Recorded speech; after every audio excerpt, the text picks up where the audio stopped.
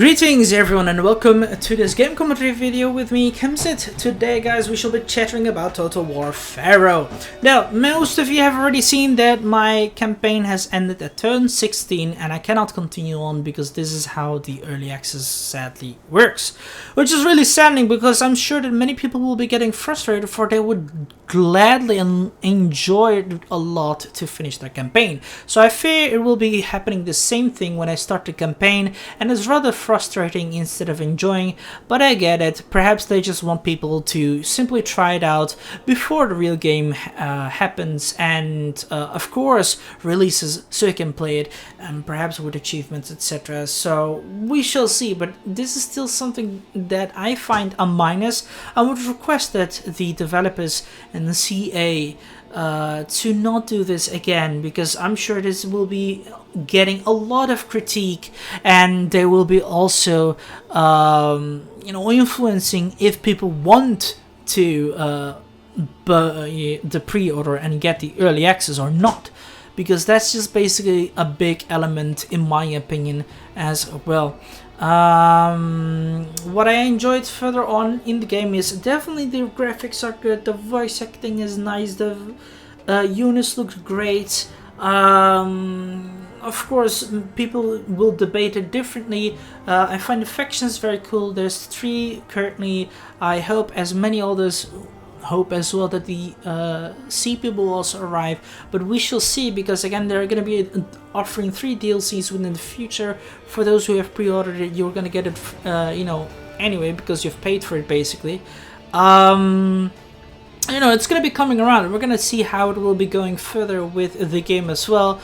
We have seen that the AI has slightly improved. For when you're going to be attacking their settlements, they're definitely going to be trying to also fight against you and try to defend their settlement, that's for sure, than how in the previous Total War series has been happening as well. Sometimes not all units are being used, which is definitely a big influence to the battle if it's going to be win or lost.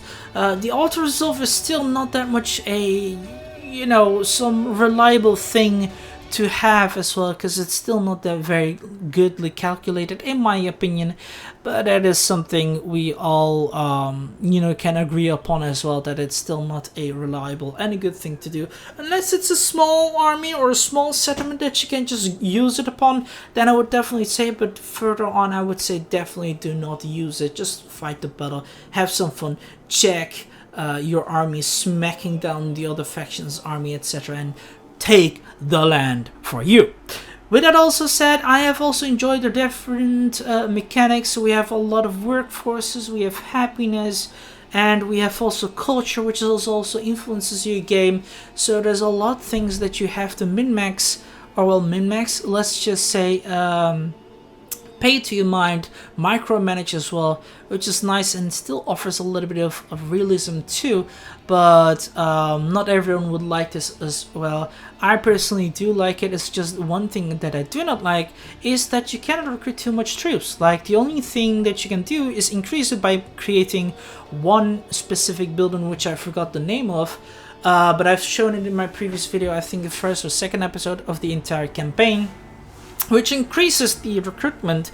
And another thing that I've just learned is that your army can also be increased when you have a lot more idle workforce, but when you have too much workforce, you're going to be receiving a minus happiness, and that is very punishing and annoying. So you will have to really micromanage a lot, and that's definitely going to be also influenced, because people will not want that. They want to just focus on having the possibility to create armies and move on forward, and just simply get into fights and destroy the opposite factions and win the game.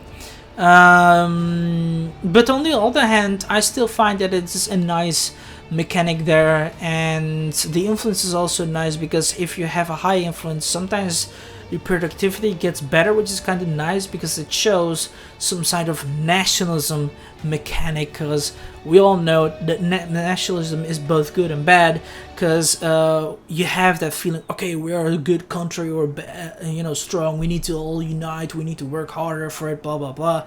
But at the end of the day, also nationalism can be punishing thing as well, because you'll be pushing away other, or how should I say, factions down, or look down upon them as a lesser being too.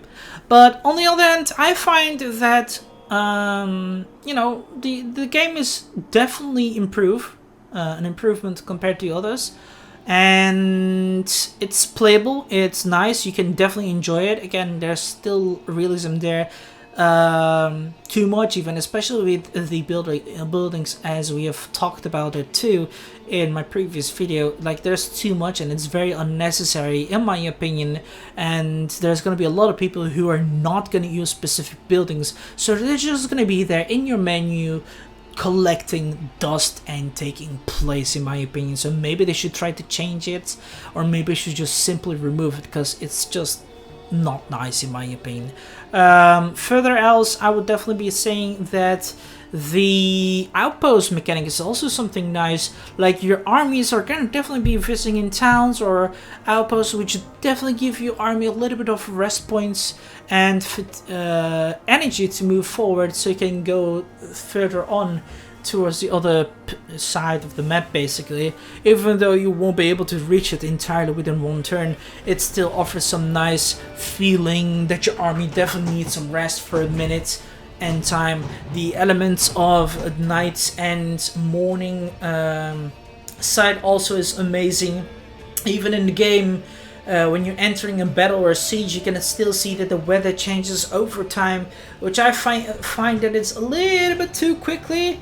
But it is still nice to see. The forecast is not entirely trustworthy, so you're going to be literally taking a risk that if you are going to be wait until the forecast is ended, you would definitely be feeling that you can have a chance that it's going to be punishing you instead of giving you the good unpunishing weather basically, for example a storm, or a sandstorm at all, or just anything else, a rain for example. But the disaster mechanic also works, which you can stop if you take a lot of cultural places and upgraded them to the max, etc. There's many other ways I think you can go for it, but we have not really been able to check, as I've not been able to play further on, or we have not really explored the game too much. But these are my overall opinions, and if I have to give this game a score from a scale 1 to 10, I would definitely giving it a 8. As I said, the most punishing reasons why is that the AI still needs a lot more work in it, in my opinion, especially with reactions, and the units needs to be more using to fight more and be more quick reactions offered, and many more really, as I've already named them. The buildings are still punishing, and the amount of troops you can have, a special recruitment. I still dislike the workforce thingy a little bit, so maybe they should just change it, because this is going to be too much micromanagement in my opinion. And yeah, call me a lazy gamer or backseat gamer, but that's just something which I'm sure decent sum of people will disagree and not like either. But further on, the game is ready, you can play it, you can have fun and enjoy to be feeling that you're going back in time.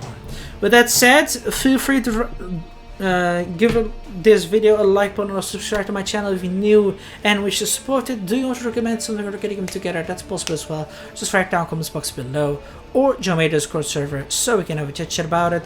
And feel free to also offer your own opinion in the comments box below too, or join my Discord server as I've mentioned before, and hopefully we can enter into a constructive debate and offer our own opinions and feedback about the game. With that said, I shall see you guys laters.